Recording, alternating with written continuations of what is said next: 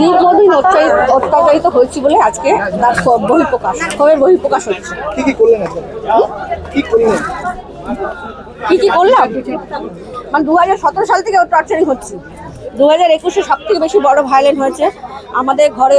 মানে রেজাল্ট বেরোনোর একটা কি 1:30টার সময় থেকে বোম ফেলা শুরু হয়ে গেছে ঘরের মধ্যে।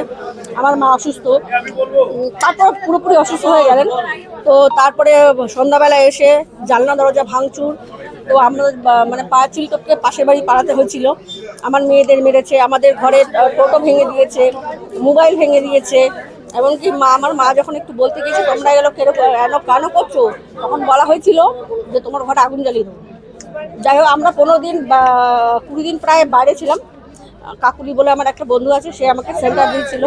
20 দিন পরে আমি ঘরে ঢুকেছিলাম। যাদের রুটি রোজগার হচ্ছে টোটো চালিয়ে, তারা 20 দিন যদি বসে থাকে তাহলে কীভাবে চলবে।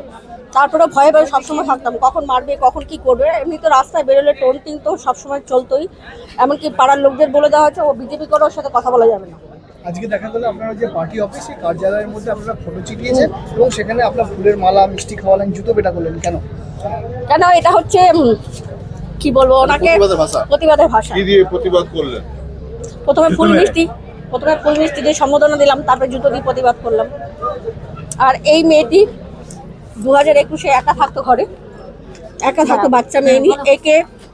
এখানে মানে কিছু মহিলা আছে, মুনমুন সরকার, রীতা সূত্রধর, ওরা পার্টি অফিসে নিয়েছে। ওর সাথে কান ধরে উঠবস করানো, ছেলেরা গায়ে হাত দেওয়া থেকে শুরু করে মার, মানে একটা মেয়েকে পেয়ে যা করে। জামা কাপড়টা খুলতেই বাকি রেখেছিল। উনি ওখানে প্রেজেন্ট ছিল, উনি ওখানে উপস্থিত ছিল, তার সামনে এরকম করা হয়েছে। আপনার নাম? ইতিবালা প্রতিহার, 2 নম্বর ওয়ার্ড। পদে আছেন কোন? হ্যাঁ, মন্ডলের সহসভাপতি।